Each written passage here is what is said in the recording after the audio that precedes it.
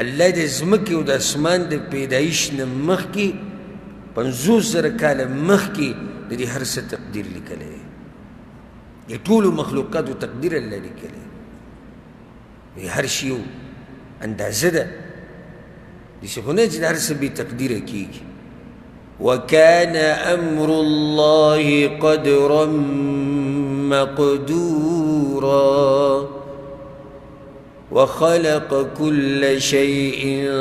فقدره تقديرا د هر څه الله پیدا کړي دي بیا ګلې او اندازه لګولې ده په تقدیر باندې ایمان یاد ساته حدیث کې راځي امام ابو داود امام ابن ماجه رحمه الله راوړ ډېر ښکلی او ډېر خوندور ډېر مزیدار حدیث دی که دې یاد کړو زړه ته به دې سم سکون ورسي هغه حدیث کې دا دی واعلم پیغمبر صلی الله علیه وسلم وایي ځان په دې پوه که انما اصابك لم يكن ليخطئك وما اخطأك لم يكن ليصيبك دا خبره یاد ساته څه شی چې تا ته در ورسېدو دا تا نه اورېدو واله نه او کوم شی چې تا نه واورېدو دا تا ته در رسېدو واله نه و دې ته وایي په تقدیر باندې ایمان کوم شی چې تا نه واورېد دا تا نه واورېد دا نه در رسېدو تا ته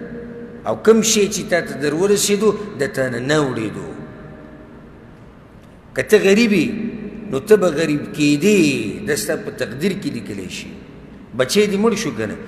دا تا ته در رسېده دا خبره د تا نه اورېده نه بیمار شوې دا تا ته در رسېده دا تا نه اورېده نه یو نعمت دی د پلاني سره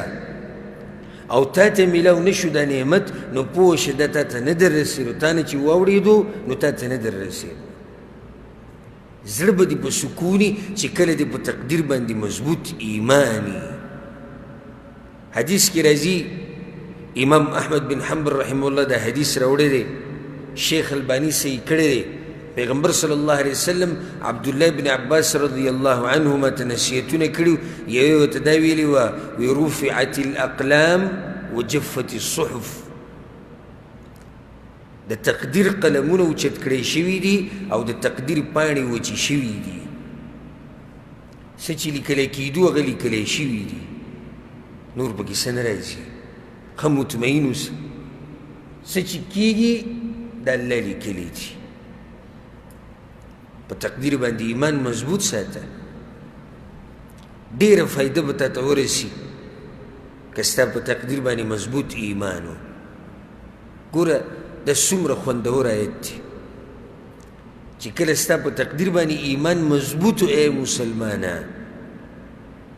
برعکس د جاهلیت والو چې هغوی تقدیر نه منکرو نو ستا دا زړه به ډېر مطمئني په قرآن کې یو ډېر ناشنا آیت دی الله څه وایي قل لن يصيبنا إلا ما كتب الله لنا هو مولانا وعلى الله فليتوكل المؤمنون اے پیغمبر اوایا دے خلقو تا لن يصيبنا إلا ما كتب الله لنا نبر رسی منگتا مگر آگا صبر رسی چیسا اللہ لکلی دی سمرا خوگ آیت تے دے انسان پر ازرہ باندی پٹھائی والے کی قل لن يصيبنا إلا ما كتب الله لنا سچ را رسی اللہ بلی کلی که غریبی اللہ لکلی دی که مالدار اللہ لکلی دی که بچی رشتی اللہ لکلی دی نشتی اللہ لکلی دی که بیماری اللہ لکلی دی مصیبت تا ہر قسم را ورسدو مالی جانی بدنی لن يصيبنا إلا ما كتب الله لنا دا با اللہ لکلی سوک مرشو بخپلوانو کی پلار مور لور بچے زوی خزا رور لن يصيبنا إلا ما كتب الله لنا نبر رسی منگتا مگر آغا سچی اللہ لکلی بدا اللہ لکلی ذکر اللہ سوئی وتقدير باندې چې ایمانی واوره ما أصاب من مصيبة إلا بإذن الله نه رسي یو مصیبت مګر په اجازت د الله. و دا آیت ما تاسو ته دې دپاره ووي، دې راروانې خبرې دپاره. او د چا چې په تقدیر باندې ایمان مضبوطي واوره، ومن يؤمن بالله يهدي قلبه،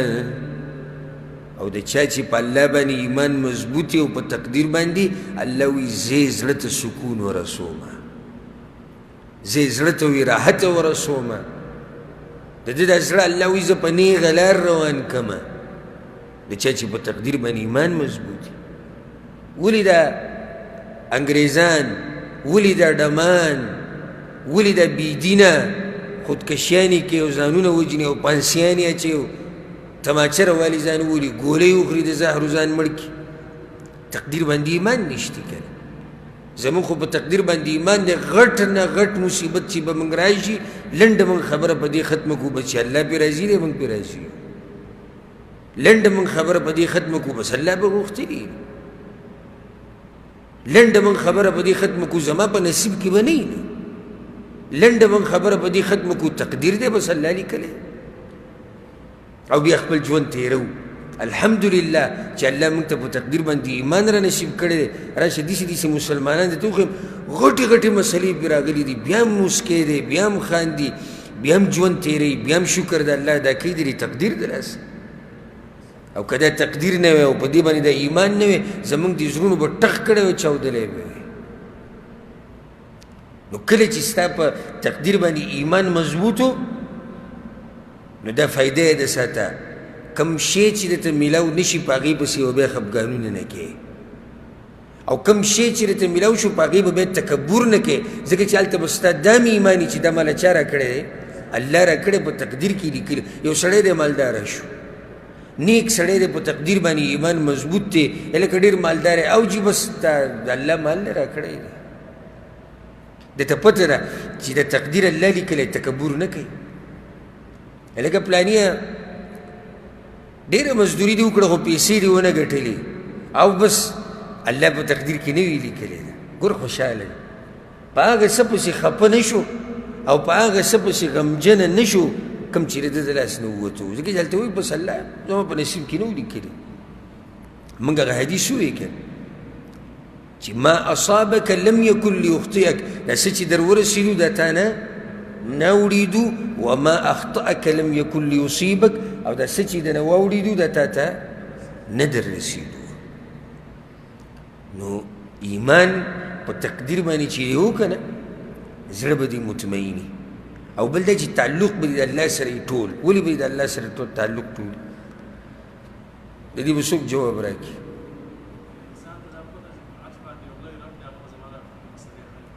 تقدیر باندې چې ایمان و، بیا به تعلق دی یو الله سره. وجه دا دی چې هلته ستا دا ایمان دی چې د هر څه الله لیکلي دي، او د هر څه د هغه په لاس کې دي. نو چې د چا په لاس کې دي، راشه د هغه سره رابطه مضبوطه کړه، نو د الله سره به دې رابطه مضبوطه شي. ها دې ځای کې شیخ رحمه الله وایي چې هغوی به د تقدیر نه انکار کو. څنګه به انکار کو؟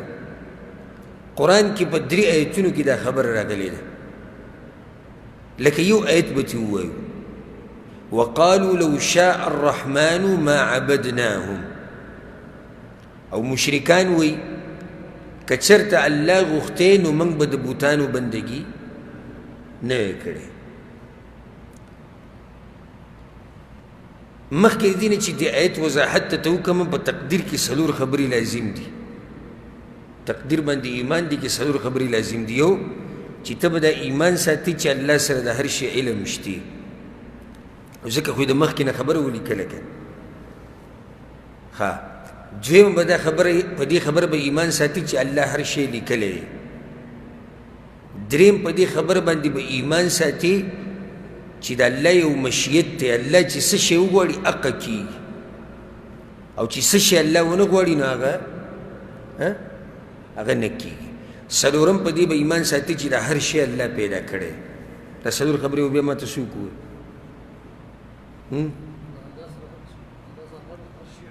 د الله په علم به دې ایماني، الله هر شی لیکلی دی د الله په مشیت باندې ایمان چې الله څه شی وغواړي هغه کېږي چې ونه غواړي نه کېږي